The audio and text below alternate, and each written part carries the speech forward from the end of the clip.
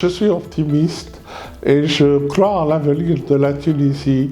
Donc, il ne faudrait pas que cette période qui est assez difficile, je reconnais, nous décourage. Au contraire, il faut trouver des opportunités là où il y en a, et il y en a plusieurs.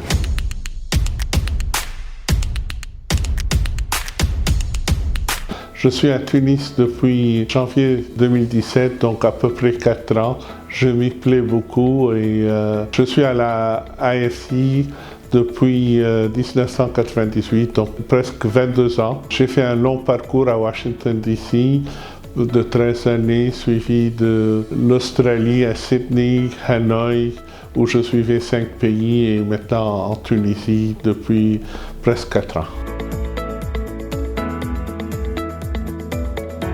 L'AFI est membre du groupe de la Banque mondiale.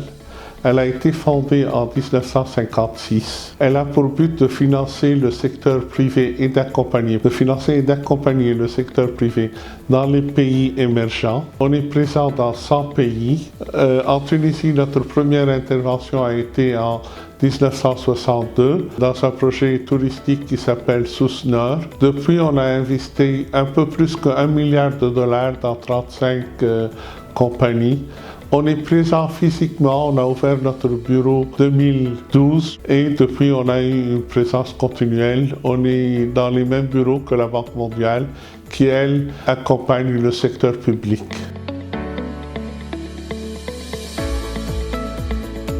La Société financière internationale, la AFI, est une machine assez lourde à bouger. Donc, on n'a pas les capacités de financer directement les petites et moyennes entreprises, ni les toutes petites entreprises. Mais on les accompagne à travers soit les banques locales, et on a 2 investissements avec des banques locales en Tunisie, soit à travers des institutions de microfinance. Donc nous, on accorde des prêts à ces institutions-là et on leur demande en notre nom, à des petites compagnies, et on leur définit un peu les compagnies auxquelles elles doivent s'adresser. C'est-à-dire, si on a un portefeuille dans l'agriculture, on dit s'il vous plaît, de ce portefeuille-là, on aimerait voir au moins 50 ou 60% des fonds aller à l'agriculture. Ou si on a un target de gender, de femmes, on dit on aimerait qu'au moins 50% de ces fonds aillent à des institutions qui sont dirigées par des femmes. Donc, à travers les institutions financières locales et la microfinance, on atteint et on finance les petites entreprises et les micro-entreprises. Alors là, pour tout ce qui est innovation et start-up, nous travaillons à travers les accélérateurs et les incubateurs. En Tunisie, nous avons un investissement de $1 million avec Flat Six Labs. Et j'espère que ce ne sera pas le dernier, qu'on répétera ce genre d'investissement pour qu'eux suivent l'innovation. Nous, on n'a pas la capacité en interne de le faire, mais on le fait à travers des compagnies comme Flat Six Labs. Aussi, on donne des grants, de l'assistance technique à des incubateurs et des accélérateurs, et je nomme par là Flat Six Labs de nouveau et Impact Partners, avec qui on leur fournit un soutien financier pour qu'eux accompagnent les startups et les compagnies innovatrices, que ce soit du point de vue technologie ou autre. Nous sommes en pleine seconde vague de la crise. La Tunisie a fait un très bon travail et elle a été citée comme exemple comment elle a pu gérer la première crise. On espère que la seconde crise ne va pas nous affecter économiquement autant que la première. La première, elle a été très dure financièrement, mais elle a été légère du point de vue santé. On n'a pas eu beaucoup de malades ni beaucoup de décès. J'espère qu'on va pouvoir suivre le même exemple durant la seconde phase. AFI a dédié un fonds de $8 milliards globalement, pas seulement pour la Tunisie, mais à travers le monde, pour aider et répondre aux besoins de nos clients existants qui souffrent de l'impact de la crise du Covid. Donc, on a reçu de notre conseil d'administration ce qu'on appelle en anglais une delegated authority, c'est-à-dire l'autorité de prendre des décisions rapidement sans passer par notre conseil d'administration pour répondre à ces besoins. En Tunisie, ce qu'on a fait, on a contacté et on est en contact continu avec nos clients pour connaître leurs besoins.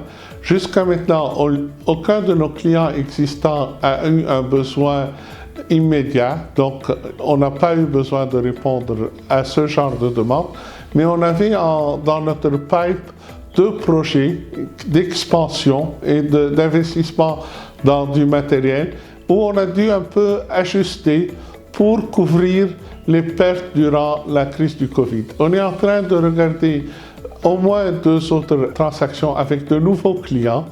Mais là, ça prendra la même procédure qu'avant, c'est-à-dire on n'a pas encore la délégation d'autorité de prendre des décisions sans passer par notre conseil pour pouvoir subvenir à leurs besoins qui ont été créés à cause de la crise du corona. La Tunisie a une importance primordiale et stratégique pour la société financière internationale. Nous sommes en train d'accompagner le transfert. On voit en Tunisie que la démocratie a vraiment réussi et on espère que cela sera suivi par une transformation un peu de l'économie. Et nous sommes là pour supporter ces besoins en particulier. Les projets qui nous intéressent primordialement sont les projets qui génèrent de l'emploi et de l'emploi qui soit pas seulement dans les grandes villes, des emplois intégrés dans les petites villes, les villes internes, et les emplois pour les jeunes diplômés, qui aujourd'hui, le taux de chômage avec les femmes est 2 fois le taux de chômage national. Donc tout ce qui génère de l'emploi équitable et inclusif, c'est quelque chose qui nous intéresse.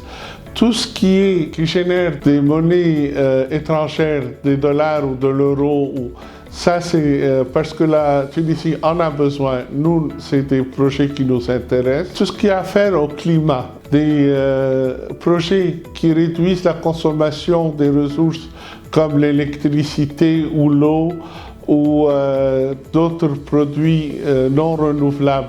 Donc là, c'est des projets qui nous intéressent beaucoup. J'aimerais conclure par féliciter la Tunisie pour Ons Jabeur qui est passé en quart de finale à Roland Garros. Ça a été une très belle action pour la Tunisie et on en est fiers.